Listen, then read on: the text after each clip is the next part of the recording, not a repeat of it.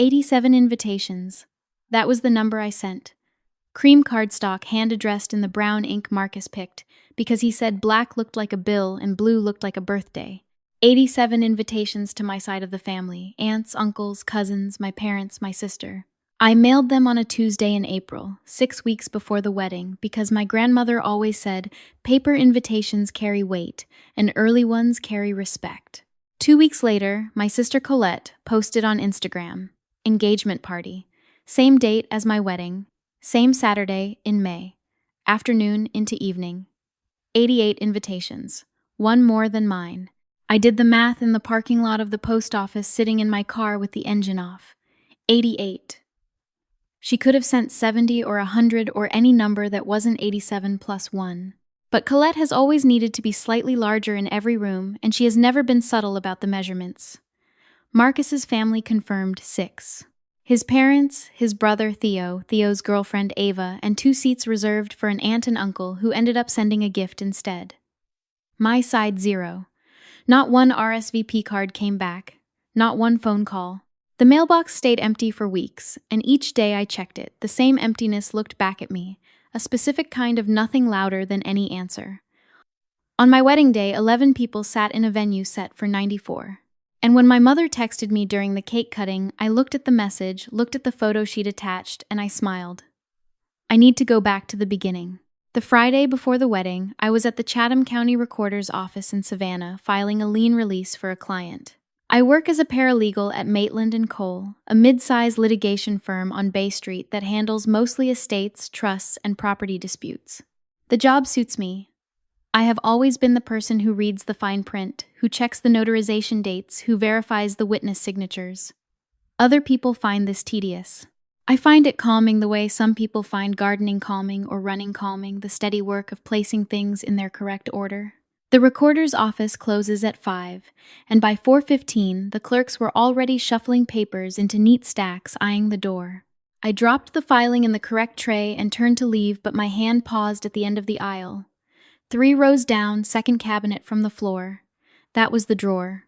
8 months earlier, I had opened it while pulling property records for a boundary dispute, and inside I had found a document that rearranged the architecture of my family without anyone knowing. I kept walking. Tomorrow was my wedding. The document could wait. It had been waiting for 6 years already. Outside, Savannah was doing its late afternoon performance. The live oaks draped in Spanish moss, the light going thick and gold over the brick buildings on Broughton Street. The air so humid it pressed against my skin like a warm palm. I drove home through streets I have driven 1,000 times past the squares with their monuments and their benches and their tourists posing in front of the fountain in Forsyth Park, and the city looked the same as it always does, except that everything about tomorrow was unknown, and the why, not knowing, had settled into the spaces between my ribs like water filling a glass. That evening, Marcus and I sat at the kitchen table in our apartment, going over the final details. The caterer had confirmed for 94. The florist would arrive at noon. The string quartet had the playlist. The photographer, a young woman named Cass, who Marcus had found through a colleague, would meet us at the venue by 1:30. Everything was organized, labeled, scheduled. I am good at that. I have always been good at that. My desk at work has a label maker and a filing system with color-coded tabs, and Marcus once joked that I would organize the apocalypse into a spreadsheet and still meet the deadline. He looked at the seating chart, then at me. 6, confirmed from my side, he said. Your side, that's probably the final number. He set the chart down. He has a way of going very still when he is angry and does not want to show it. His shoulders square, and his hands go flat on whatever surface is nearest, as if he's bracing a wall. Marcus is a civil engineer for the county, a man who builds retaining walls and drainage systems, and knows the load-bearing capacity of every beam in every structure he touches. When he is angry, his body becomes a structure too, weight-distributed joints locked, nothing moving that doesn't need to move. Do you want to call your mom? He asked. No, Nora. I don't want to hear her explain why she can't come. I already know the script. Colette needs her more. Colette's event was planned first. I stopped. She'll say it was planned first, even though it wasn't, and I will have to choose between correcting her and keeping the peace, and I am tired of that choice." He was quiet for a moment. Then he pulled his chair around the table until he was beside me, not across from me. "If nobody comes," he said, "I'm still going to marry you in front of all those empty chairs, and I'm going to mean every word louder than the silence." I pressed my forehead against his shoulder. He smelled like sawdust and Irish spring, because he'd spent the afternoon sanding the floors in the house we were buying a fixer-upper in Ardsley Park that he had already started working on, even though we hadn't closed. Yet, Marcus builds things. It is what he does instead of making speeches. When he proposed, he didn't get on one knee in a restaurant. He built a bench in our backyard out of reclaimed oak and hid the ring box in the joint where the seat met the armrest, and he asked me to sit with him, and I found the box when I leaned back, and he said, "I figured the bench would last longer than any speech I could give." I told him about the dress. My grandmother's 1,967 silk organza wedding gown had been in a garment bag in my parents' storage unit for 9 years since grandmother passed. I had always planned to wear it. The dress was legendary in our family. Grandmother had worn it to marry my grandfather in Augusta in 1967, and in the photos she looked like a column of light, the organza catching the sun in a way that made her glow. When I was a girl, she would take it out of the garment bag and hold it up against me and say, "Someday." 6 weeks ago, when I drove to Augusta to pick it up, the garment bag was gone. The storage unit was half empty, as if someone had been through it. My mother said it was probably packed away somewhere else. She said she'd look. She never called back. So I bought an ivory sheath from a shop on Broughton Street. Simple, clean, mine. I should explain about the invitations about what happened in those 2 weeks between my mailing and Colette's announcement. I sent them on a Tuesday. Marcus and I had been engaged for 4 months by then. The wedding date had been set since January. Everyone in the family knew. I had called my mother in December, the day after Marcus proposed, and she had said, "Congratulations," in a voice that sounded like she was reading it off a card. I had called Colette, who said, "Oh wow, that's great," and then spent 40 minutes talking about a guy she'd been seeing for 3 weeks. This was not new. This was the family's operating system, running the same program it had been running since we were children. Colette is 3 years younger than me, and has been the center of the family's gravity since the day she was born. She was the pretty baby, the easy child, the one whose smile made strangers stop my mother on the street. She was the one who got the lead in the school play. She was the one who threw a tantrum at my high school graduation, so spectacular that my mother spent the entire reception in the parking lot calming her down. I ate cake alone inside. My father read the sports section on his phone. I am not saying Colette is evil. I am saying she has never been asked to share a room with anyone else's needs, and so she never learned how. And every time I came close to having a moment of my own, Colette's gravitational pull yanked the attention back. She did not do this on purpose, or she did, or the distinction between instinct and intention had collapsed so long ago it no longer mattered. So, the invitations went out, and for 2 weeks, the only responses were from Marcus's family and 2 of my coworkers. Then Colette's Instagram post appeared. A photo of her left hand, a ring I didn't recognize on a man I'd never met, a caption. He asked. I said, "Yes, engagement party, May 17th, 3 p.m. Save the date, May 17th, my wedding day." The comments were full of hearts and congratulations. My Aunt Patricia wrote, "We'll be there, baby girl." My cousin Denise posted 3 fire emojis.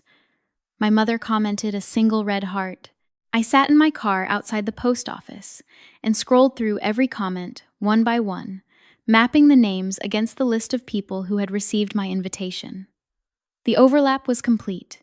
Every person celebrating Colette's engagement party was someone who had been invited to my wedding and had not responded. None of them mentioned the conflict. None of them seemed to register the date, or maybe they all registered it, and the choice was that easy. I closed the app. I drove home. I did not call Colette. I did not call my mother. I did not post a passive-aggressive reminder about my own event. I marked the date and kept planning my wedding because the wedding was never about who showed up. It was about who I was becoming, and I was becoming someone who did not beg. Marcus asked me that night if I was okay. I told him the truth. I was not surprised. I had been watching this pattern for 31 years, the way you watch a tide come in. You can map it. You can predict the exact moment the water reaches the line you drew in the sand. You cannot stop it, but you can choose where you stand when it arrives. "Where are you standing?" he asked. "Dry ground." The morning of the wedding, I woke at 7. Marcus was already up, ironing his shirt in the kitchen.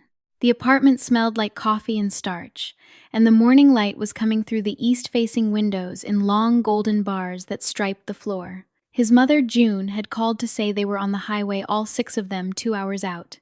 I checked my phone while the coffee brewed. No messages from my family, no good luck, no thinking of you, no on our way. The silence had a shape by then. It was a clean rectangle, the exact dimensions of a phone screen with nothing on it.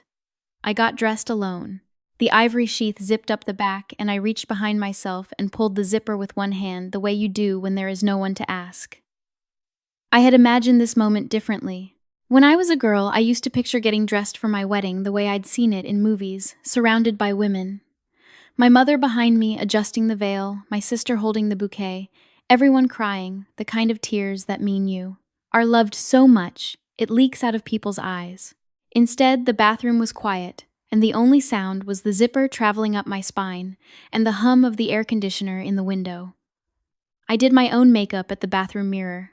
Mascara, a little blush lip color that Marcus once said, made me look like I'd been eating strawberries. My hands were steady except once on the second coat of mascara when my fingers trembled and I had to blink the wand away from my lashes and wait. The tremor was brief. It came from somewhere below my ribs, from the place where the body stores what the mind has already processed and filed away.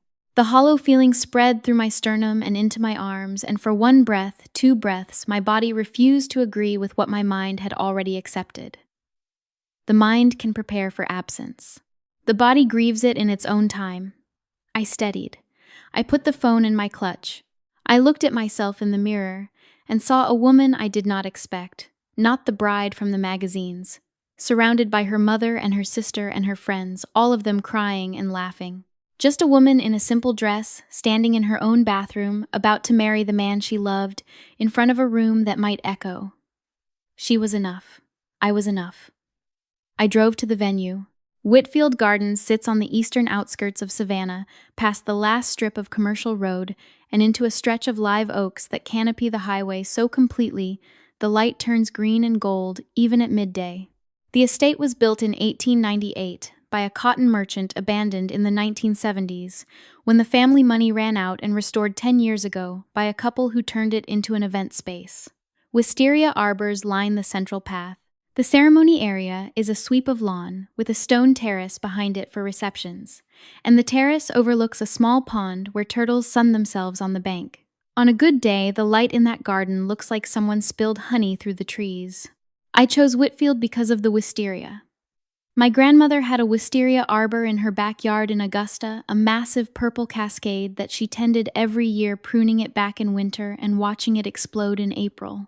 When I was small, I used to sit under it while she gardened, and the purple blossoms would fall in my hair, and she'd say, "Wisteria is patient.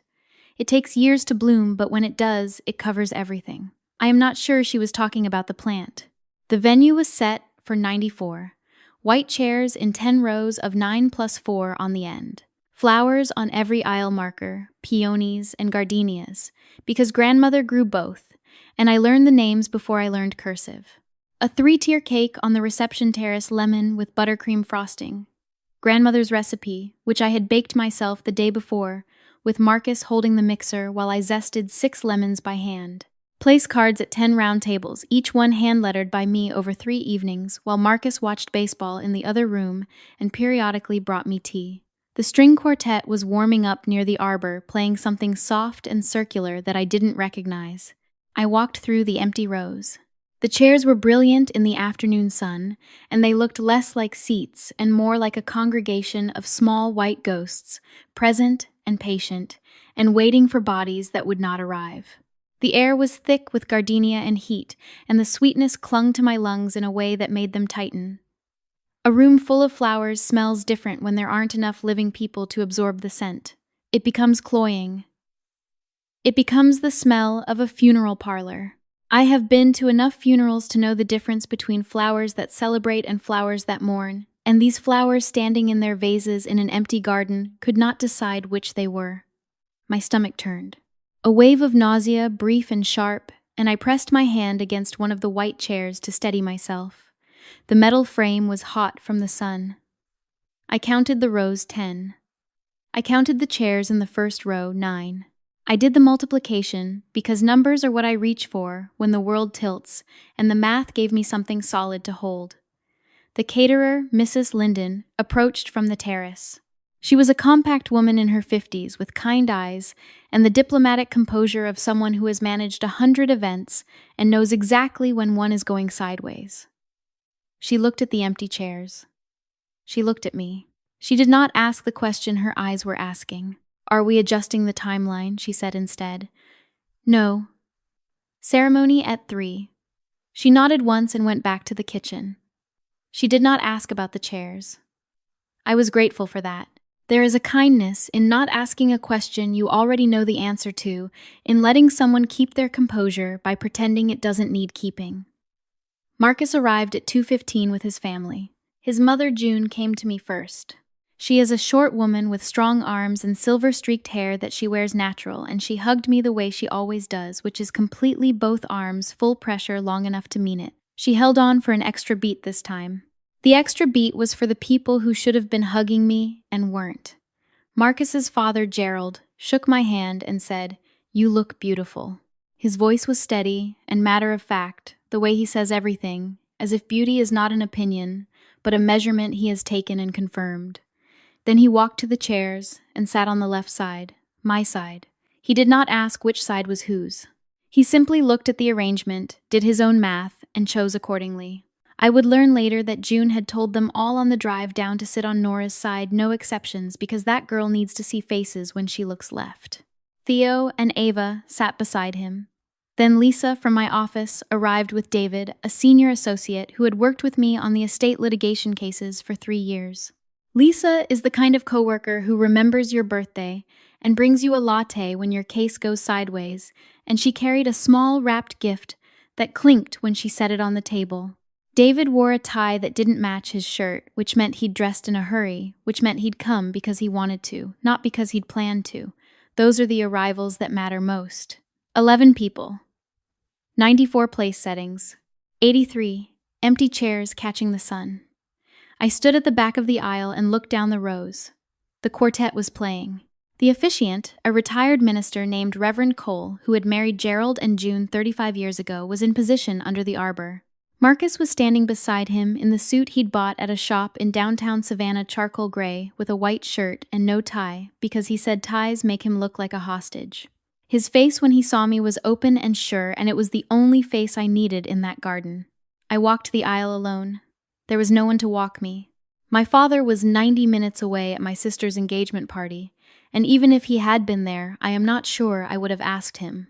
The tradition of being given away requires that someone held you first, and my father's hold had always been loose, his attention always drifting toward the louder room.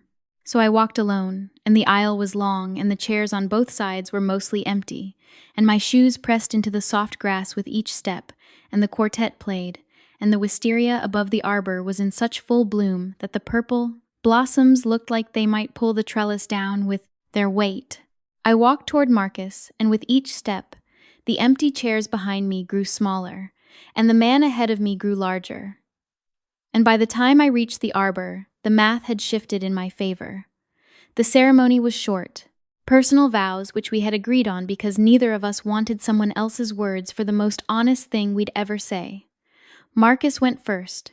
He is not a man who talks about feelings in abstract terms. He builds his love into objects. "I will build us a porch," he said. "I will sand the floors myself. I will carry the groceries in one trip every time, and when you can't sleep at 3 in the morning, I will get up and make tea and sit with you until you can. I will never ask you to be smaller, so someone else can feel bigger." That last line landed in my chest. He had never said it before. He said it in front of 11 people and 83 empty chairs, and every word held. My turn. I had written my vows on an index card and memorized them, but standing there looking at Marcus, the memorized words fell away, and what came out was closer to the bone. I used to believe that being chosen by your family was the first proof you were worth choosing. I spent 31 years waiting for that proof and it never came. And then you showed up. You didn't prove anything. You just stayed. You stayed when it was easy, and you stayed when it wasn't, and you are staying right now in front of a room that should be full and isn't, and you are not flinching. Being chosen by you on a day when it would have been easy to walk away is the only proof I will ever need. The kiss. 11 people clapped. The sound was thin and real, and it did not fill the garden so much as replace the silence with something better. June was crying. Theo was grinning so wide his face looked like it might split. Lisa had her phone up recording. Gerald sat with his hands folded, nodding once the way he acknowledges things that are solid and well-built.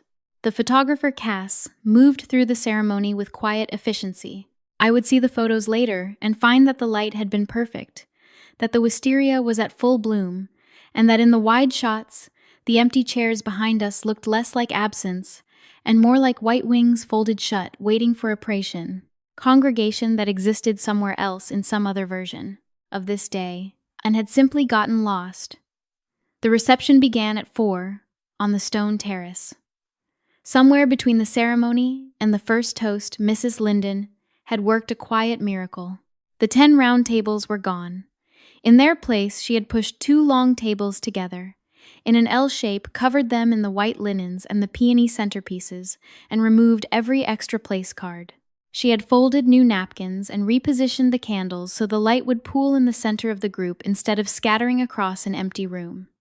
The effect was intimate instead of vacant, a dinner party instead of a banquet. She had done this without asking, without drawing attention, and when I caught her eye across the terrace, I mouthed, "Thank you," and she gave me a small nod that carried more kindness than a speech. Gerald told a story about the time 13-year-old Marcus tried to build a treehouse in the backyard and the whole structure collapsed onto their retriever who was sleeping underneath. "Dog was fine," Gerald said. "Slept through the whole thing." Marcus cried for an hour. June swatted his arm and said, "He was 12, Gerald." Gerald said he was 13 and a half, and he rebuilt it the next weekend, and that second treehouse lasted until we sold the house. Theo confirmed this with the authority of a younger brother, who spent his childhood testing the structural integrity of everything Marcus built. Everyone laughed, and the laughter bounced off the stone terrace and sounded almost normal, almost like a wedding reception where nothing was missing. The food was excellent. Shrimp and grits, collard greens, cornbread with honey butter. The caterer had adjusted the portions so that the dishes looked full rather than cavernous. The lemon cake waited on its stand, 3 tiers of buttercream glowing in the late sun. My phone buzzed twice in my clutch, and I let it stay there. At 4:45, a woman appeared at the edge of the terrace. She was in her early 60s, tall and upright with dark skin and a silver silk blouse, and she carried a small, cream-colored envelope in both hands, the way you carry something irreplaceable. I did not recognize her. She walked toward me and extended her hand. "Nora," she said. "My name is Ruth Okafor. Your grandmother Mei Lin was my dearest friend for the last 8 years of her life. She asked me to give you something on this day." I shook her hand. Her grip was warm and certain. "How did you know about the wedding?" Mei Lin told me the date. "She died 3 years ago." Ruth smiled, and it was the kind of smile that carries a secret it has been keeping patiently. "She told me you'd get married on a Saturday in May, at a garden in Savannah. She was very specific. She said you'd pick a place with wisteria because you always loved her arbor in Augusta. I've been checking the Savannah wedding listings every spring since she passed. I did not know what to say. The idea of my grandmother 3 years dead still arranging things from the other side of whatever comes next was so entirely in character that it made my throat ache. I led Ruth to a chair at our table, and Marcus poured her a glass of water, and she sat down as if she had been expected all along. After a few minutes, Ruth asked if we could speak privately. We walked to a stone bench at the edge of the garden, where the lawn met a line of crepe myrtles in full pink bloom. The noise from the terrace softened behind us. A turtle slid off the bank of the pond and disappeared into the water without a sound. Ruth placed the envelope on the bench between us. "Your grandmother wrote this 2 months before she died. She gave it to me and said, "Ruth, give this to Nora on her wedding day. Not before, she'll need it then." I've kept it in my bureau for 3 years. I touched the envelope. My name on the front in grandmother's handwriting, which was small and angular and looked like a doctor's, but was actually a calligrapher's trained hand gone casual with age. "There is something else," Ruth said. She folded her hands in her lap, and her voice shifted into a register that was lower and more careful, the way people speak when they are delivering information they have been carrying for a long time. "Your grandmother changed her estate plan 3 years before she passed. She set up a trust. She told me about it because I was a probate clerk before I retired, and she wanted someone outside the family to know. She said, 'Colette will be taken care of by everyone. Colette has never lacked for attention or advocacy. Nora will need to take care of herself, so I'm giving her the means.'" I was still. The bench was warm from the sun. A gardenia blossom had fallen on the stone path near my foot, and I looked at it, white and waxy, and already starting to brown at the edges. "She also told me about the dress," Ruth said. "The silk organza gown. She said it was for you. She told your mother this directly more than once. She said, 'The dress goes to the one who carries herself with grace, not the one who demands a crown.'" "My mother chose to hear it differently," I said. Ruth did not disagree. She sat with me in the silence, and the silence between us was a different kind than the silence I had been living with all day. It was the silence of two people who understand the same thing and do not need to explain it. I opened the envelope. The letter was a single page, handwritten front and back in grandmother's angular script. I read it through once slowly. My eyes moved across her words, and my hands stayed steady, and the garden was very quiet, except for the distant sound of Gerald's voice telling another story on the terrace. When I finished, I folded the letter back into its creases, slid it into the envelope, and pressed it flat against my chest. "I found the trust filing," I said. 8 months ago, at the county recorder's office in Savannah, I was pulling property records for a client, and her name came up in the grantor index. Ruth's eyes softened. Something in her posture released, as if she had been bracing for the possibility that she would have to explain everything, and was now relieved to find she did not. "She told me you'd find it yourself. She said you were the only one in the family who reads the fine print." I almost laughed. Grandmother had a way of making foresight sound like common sense. "Let me tell you about the day I found it. 8 months before my wedding, on a Thursday morning in September, I was at the Chatham County Recorder's office, pulling deed histories for a boundary dispute. My client owned a lot in Thunderbolt, a small community east of Savannah, and the neighbor was claiming an easement that didn't exist. I was cross-referencing the grantor-grantee index going back 30 years, a tedious process that involves flipping through ledger books and cross-checking digital entries against original filings, when I saw a name I completed in serias. Recognized, Chen Mei Lin, trust document, filed 6 years prior. My hand stopped on the page. I looked at the entry for a long time. Then I pulled the file. It was an irrevocable trust, properly executed, notarized with 2 witnesses whose signatures I did not recognize. The grantor was my grandmother. The trustee was an attorney in Augusta named Harold Vance, whom I had never met. The sole beneficiary was me, Nora Elaine Chen.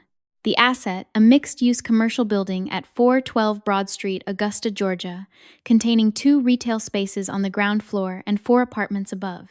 At the time of filing, the appraised value was $1.1 million.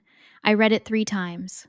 I checked the notarization date, the witness signatures, the legal description of the property, the trustee's bar number. Everything was in order. The document was airtight, in the way that only a carefully drafted legal instrument can be precise, thorough, and deliberately beyond the reach of amendment. That is what irrevocable means. It cannot be taken back. I drove to the probate court the next morning and confirmed the trust was properly filed, currently active, and had never been challenged or modified. The clerk who pulled the record did not ask why I was looking. I did not volunteer. That evening, I went home and sat on the couch for a long time. The apartment was quiet. Marcus was working late at a job site. I held the photocopy of the trust in my lap and stared at my grandmother's name at the top and my name at the bottom, and between them the legal language that said in its formal and unemotional way that a woman I loved had looked at, her family, and made a choice, and the choice was me. I did not tell Marcus for 2 weeks. When I finally did, spreading the photocopy across our kitchen table after dinner, he read it twice, looked at me and said, "What do you want to do?" "Nothing." Yet, he nodded. Marcus does not push. He waits, and the waiting is not passive. It is a kind of trust, the human kind, which is rarer than the legal kind and harder to draft. I had my reasons for keeping silent. If I told my family, my mother would ask me to share the property with Colette, because that is what she always asks, and the asking would be dressed up as fairness, but would really be about managing Colette's reaction. My father would defer to my mother, the way he defers to whoever is loudest. Colette would claim grandmother was confused, or that I had manipulated her, or that the trust was a mistake, or all three at once, because Colette has never met a narrative she couldn't rewrite to place herself at the center. Someone would hire a lawyer to contest the trust, and they would lose because I was 25 when it was filed, living in Savannah, 200 miles from grandmother's attorney. I had not asked for it.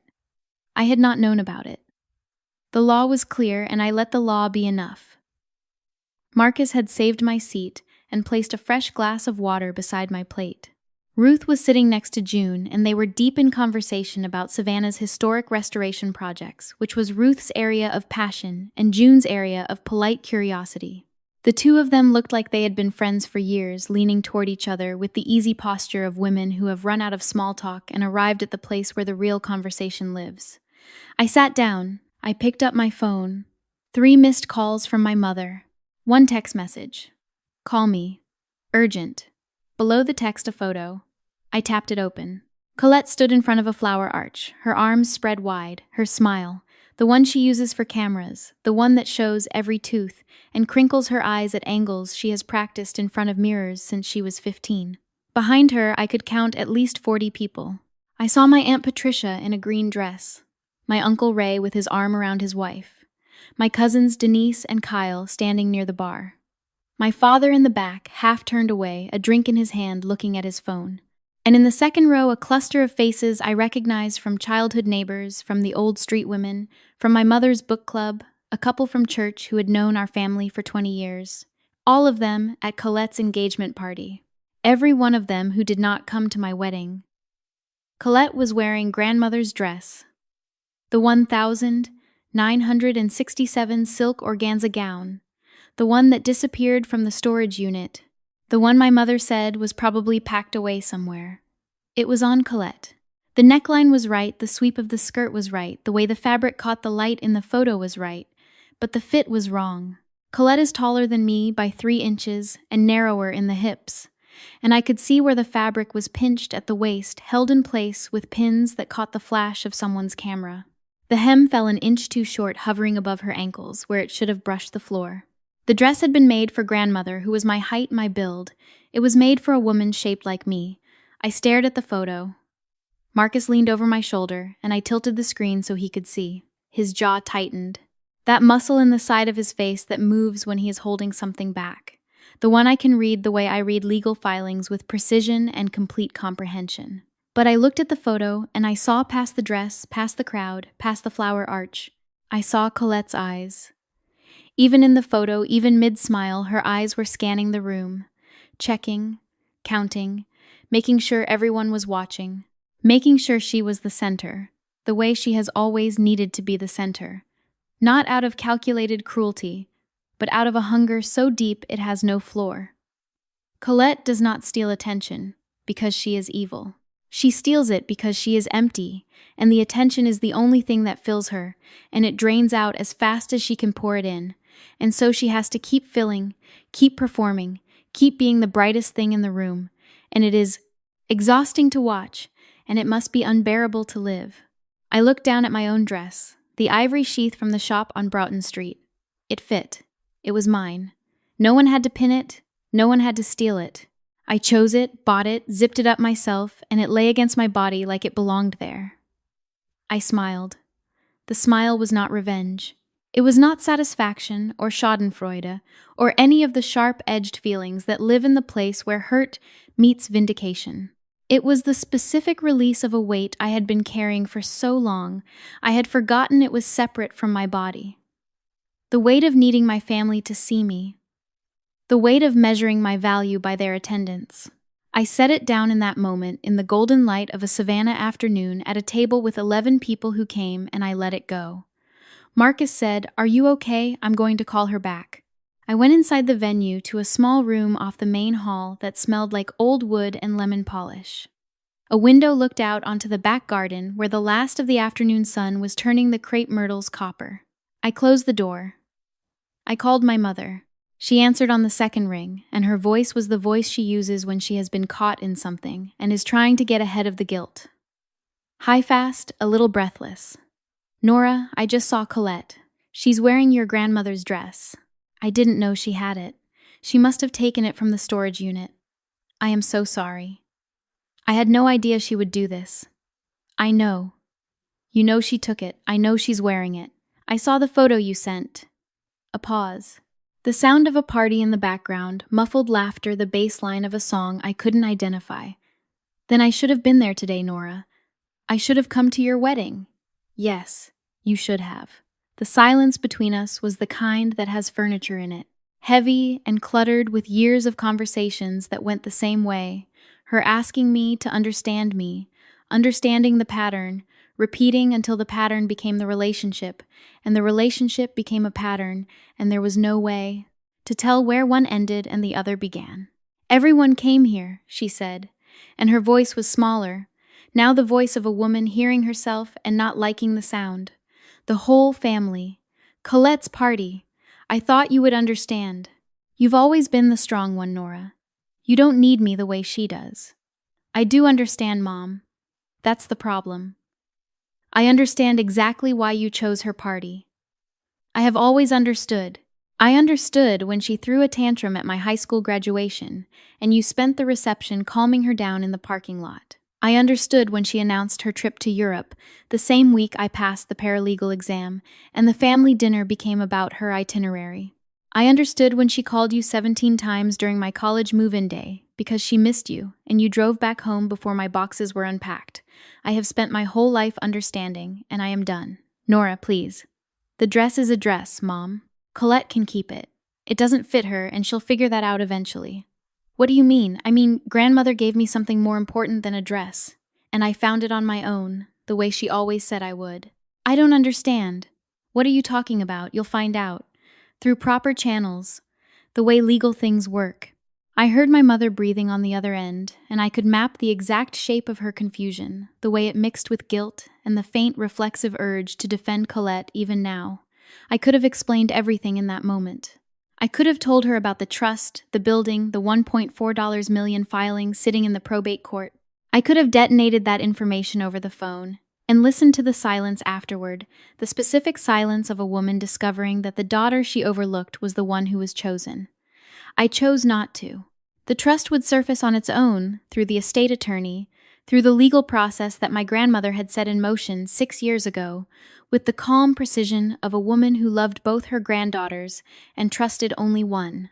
"I have to go," I said. "We're cutting the cake." "Nora, wait." "Goodbye, Mom."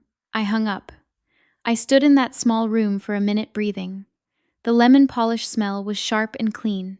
I pressed my hands flat on the old wooden table and felt the grain under my palms, and I was in my body fully for the first time all day. The grief was still there.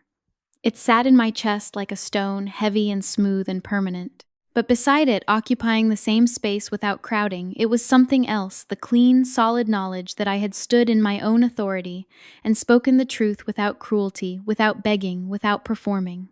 I had said what was real and let it be enough. When I came back to the terrace, Marcus was waiting with the cake knife. The lemon cake stood on its 3 tiers, the buttercream smoothed and glossy, a few sprigs of fresh lavender tucked between the layers. Grandmother's recipe. I had found it in her recipe box when I was 8, written on a yellowed index card in her angular handwriting, "Lemon Cake for Someone Who Stays." The title had never made sense before. Standing there with cake on my fingers and my husband beside me, it did. Marcus and I held the knife together and cut the first slice. 11 people cheered. The sound bounced off the stone terrace and scattered into the garden where the wisteria caught it and held it in the leaves. I ate my slice slowly. The cake was tart and sweet and dense in the way that only real butter and fresh lemons and patience can make.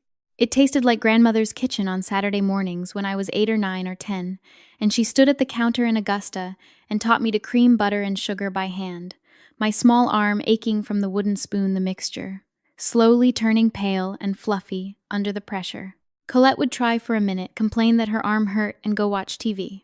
I would stay working the spoon in slow circles, and grandmother would lean against the counter with her coffee and watch me and say, "You're the only one who stays long enough to learn." The light turned golden.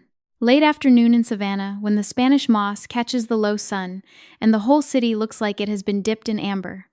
Cass circled the table, taking candids, her camera clicking softly.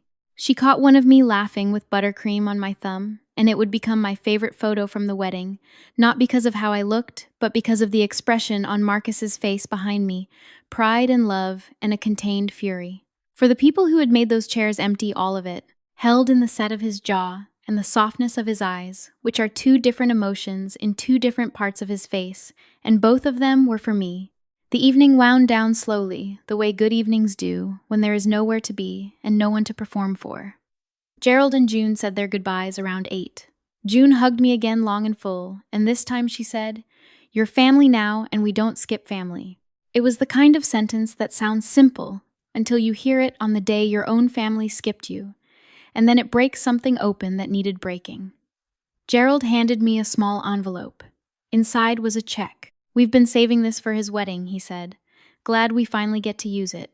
Theo hugged his brother and whispered something in his ear that made Marcus laugh, a real laugh, the kind that shakes his shoulders and changes the shape of his face. Ava squeezed my hand and said she'd send the video she took of the vows. Lisa said, "For the record, that was the most beautiful wedding I've ever been to, and I've been to 30. David shook Marcus's hand and said, "You did good, man," which was enough. Ruth was the last to leave. She stood by her car in the parking lot, the live oaks forming a dark canopy above us and the first stars appearing in the gaps between the leaves. She held both my hands. Mei Lin would have been in the front row, she said. She would have been so proud she wouldn't have been able to sit still. She would have clapped the loudest. She would have brought a casserole and 3 desserts and told the caterer how to do her job. I laughed, and the laugh turned wet at the edges, and Ruth squeezed my hands harder. "Read the letter when you're ready," she said. She meant every word. I already know. Ruth drove off, and the taillights disappeared into the tunnel of live oaks. And then it was just us, Nora and Marcus married, standing in an empty parking lot in Savannah, Georgia, with a trunk full of leftover lemon cake, and the last light draining from the sky. We drove home. The car was quiet. Not the bad kind. The kind where 2 people have gone through something together and the silence is a shared room they can both sit in. Marcus reached over and held my hand on the gearshift, and I held back, and the road unspooled through the dark trees, and the headlights carved a path through the Spanish moss shadows. In the car, I opened grandmother's letter. Marcus drove, and I read it by the glow of my phone screen. Most of it was between her and me. Private words, the kind that lose their power in retelling, that exist only in the space between the person who wrote them and the person they were written for. But near the end, she wrote, "You were never the quiet one, Nora. You were the one who listened. There is a difference, and it is everything." I folded the letter and held it in my lap for the rest of the drive. 4 months later, I was sitting at the kitchen table in our new house. The Ardsley Park fixer-upper was ours, mortgage signed, keys in hand, every room a project and a promise. Marcus had refinished the living room floors himself, as he said he would in his vows, and the whole house smelled like polyurethane and sawdust, and the specific warmth of a home that is being built by the people who live in it. He was in the backyard, working on the porch frame, the sound of his drill punctuating the afternoon in regular, purposeful bursts. On the table in front of me, a letter from the estate attorney handling grandmother's affairs. The estate had finalized. The irrevocable trust had been executed. The mixed-use commercial building at 412 Broad Street, Augusta, Georgia, now appraised at $1.4 million, was officially and solely in my name. I set the letter down and poured a glass of water and drank it, and then the phone rang. Colette. I hadn't heard her voice since before the wedding. 4 months of silence that I did not break or mourn. I answered. "The lawyer says the building is yours." No hello. No preamble. Her voice was the one I have always known best. The pitched, pressurized voice of Colette being denied something she was certain was hers. It is the voice of a woman whose identity is constructed entirely from external validation, and who experiences any distribution of resources that does not favor her as a personal attack. It is. That can't be right. Grandmother would never leave you the building. She loved me. She always said she'd take care of me. She did love you. Mom, Dad, the aunts, the uncles, the whole family. They have always taken care of you, Colette. They took care of you on my wedding day.